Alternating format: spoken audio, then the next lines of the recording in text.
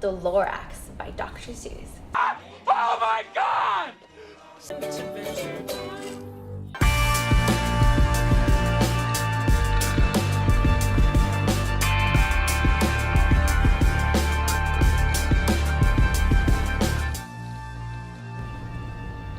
I repeat, cried the Lorax, I speak for the trees.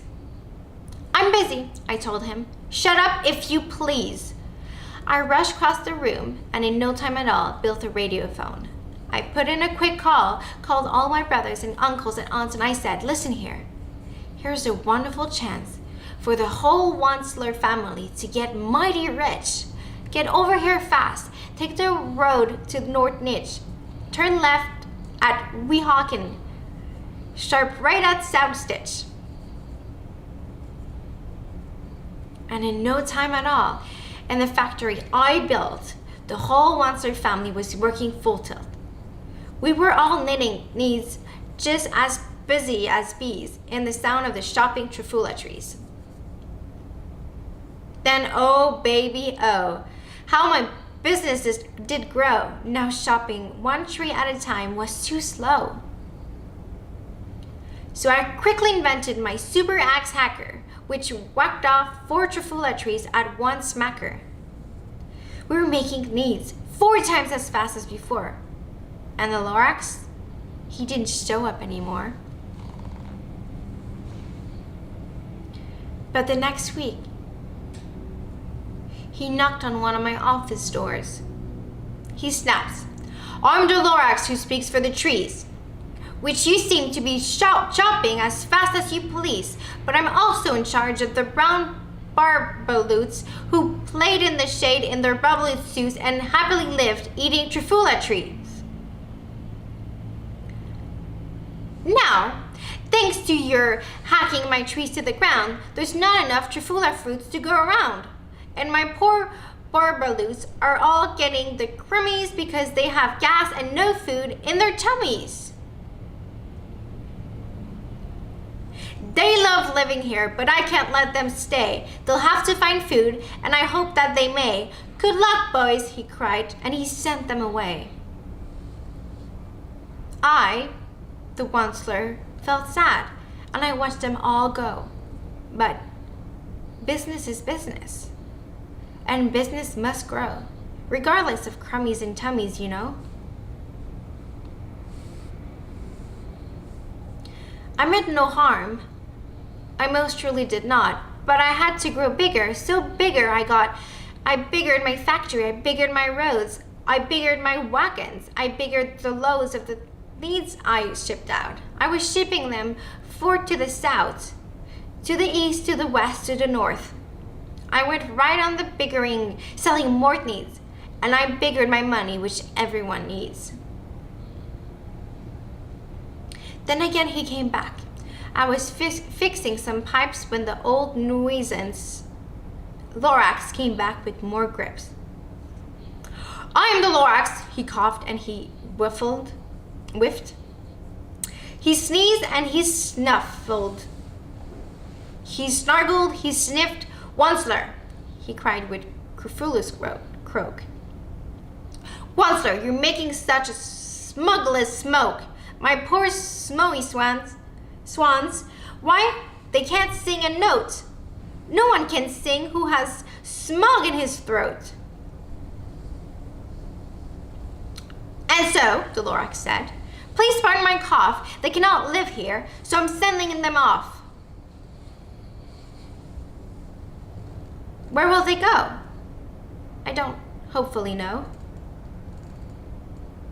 They might have to fly for a month or a year to escape the smog you've smugged up around here.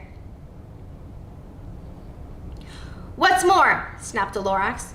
His stander was up. Let me say a few words about gloppity glop. Your machinery chugs on day and night without stop, making gloppities glop, also sculpity sculpt. And what do you do with his leftover goo? I'll show you, you dirty old Wansler man, you.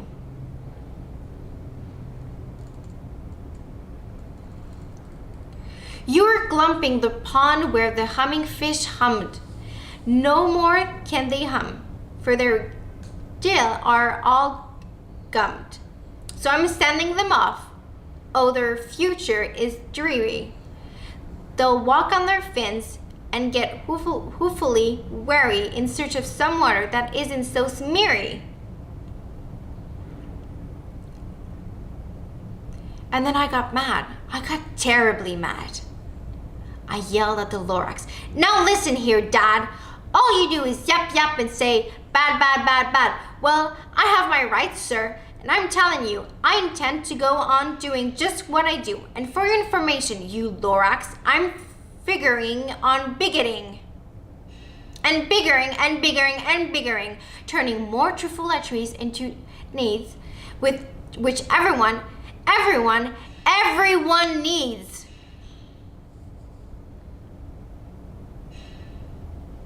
And at that very moment, we heard a loud walk.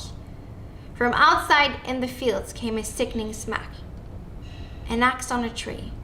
Then we heard the tree fall, the very last trifoulettery of them all.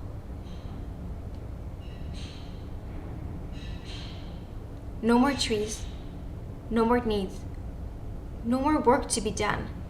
So in no time, my uncles and aunts, everyone, all waved me goodbye. They jumped into my cars and drove away under the smoke-smuttered stars. Now all that was left, 'neath the bad-smelling sky, was my big empty factory, and the Lorax, and I. The Lorax said nothing, just gave me a glance, just gave me a very sad backward glance, and he lifted himself by the seat of his pants. And I'll never forget the grim look on his face when he hasted himself to look and took leave of this place through a hole in the smog without leaving a trace. And all that the Lorax left here in this mess was a small pile of rocks with the one word, unless. Whatever that meant, well, I just couldn't guess. That was long, long ago. But each day since that day, I've sat here and worried away. Through the years while my buildings have fallen apart, I've worried about it with all my heart. But now, says the Onceler, now that you're here, the word of the Lorax seems perfectly clear. Unless someone like you cares a whole awful lot, nothing is going to get better. It's not.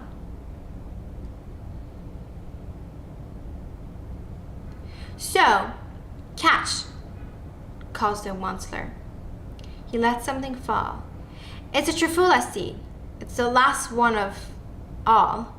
You're in charge of the last one of the trifula seeds. And trifula trees are what everyone needs. Plant a trifula. Treat it with care. Give it clean water and feed it fresh air. Grow forests protecting from axes that hack. Then the Lorax and all his friends may come back.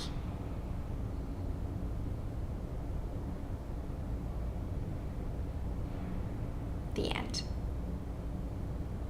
Well, let me know if you like the story. And, well, I hope you do. I like this story. And thank you for watching. Please like and subscribe, and I'll see you very soon.